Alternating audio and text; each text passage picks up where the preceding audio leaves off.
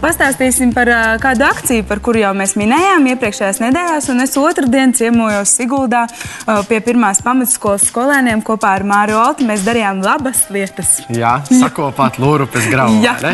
Jā, nu skaidri, bet vēl pirms mēs skatāmies, kā tad tur īsti viss notika, ko Kečalabu padarīja, vai ne?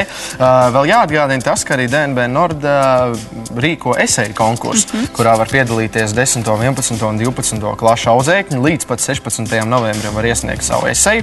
Un nu, tad tā tēma varētu būt tā vides vīzija. Ja kādu iedomājies Latviju sakop tā, ko būtu jādara vides jomā, kāpēc tas būtu jādara.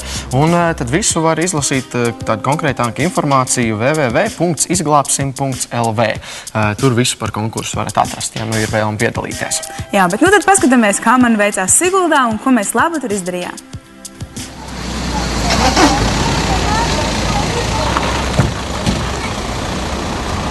Ar to, ka mēs esam nošķīrušies no dabas, izrādījušies gudrāki, talantīgāki, mums tikai pašiem tā liekas. Īstenībā vienkārši daba nemāk varbūt taisīt firmas drēbes, daba nemāk iztaisīt tā, ka, piemēram, visi slinko un vienā rūpnīcā tikai kaut kā 20 cilvēki cep maizītes priekš visiem pārējiem sliņķiem, kuri ar naudu norēķinās. Dabā katrs dzīvnieks pats visu sev meklē un ir reāls dzīvnieks, tāpēc mēs esam cilvēki, tāpēc, ka mums tā nav jāuztraucās un jāšķirība par savu ikdienu. Un tāpēc mēs arī dosimies šodien un uztaisīsim to vietu, kur zivis, kuras parasti nekad mūžā nelīst uz augšu pa tādu trepi.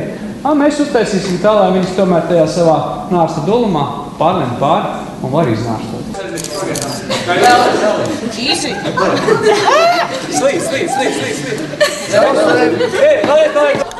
Šodien, šajā siltajā un saulainajā dienā, mēs esam atbraukuši ciemos uz Siguldu, lai kopā ar DNB Nordbanku un vides glābšanas komandu parunātu par videi draudzīgām lietām. Tikko beidzās lekcija Siguldas pirmajā pamatskolā kopā ar dabas pētnieku Māri Olti, un tālāk dosimies mazliet praktiskos darbos.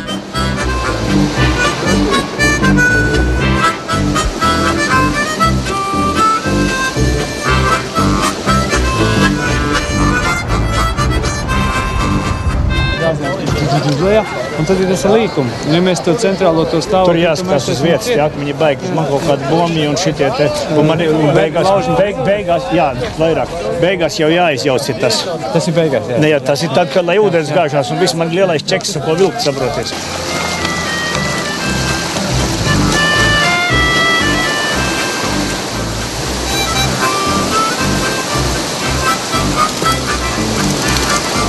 Mēs tagad tīram to Lūrupes tilta apakšu, jo tur tā kā nārsto tās zivis un viņām grūti tikt tur ir. Un Olti ir izdomājis, ja tur to visu iztīrīs, viņam būs vieglāk tur tikt augšā.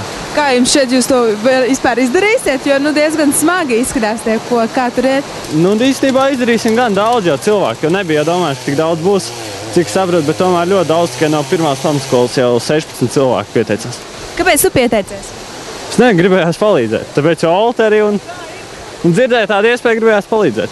Daudz netīrības tur ir un cūcības sastrādās. Nav tik daudz, pārskatas 3 vai 4 riepas bija.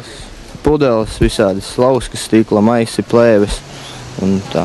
Es dzirdēju, ka jums diezgan grūti tur gāja tām riepām, ne? Kā tur bija? Viņas jau iegūlušās riktīgi smagas, tādas pa slapjumu, sanāca vairāk rokas, sadūra bišķiņu. Kāpēc vispār izvēlējāties piedalīties šodien šajā talkā? Man nav jāiet uz skolu. Tu tā domāji? Jā!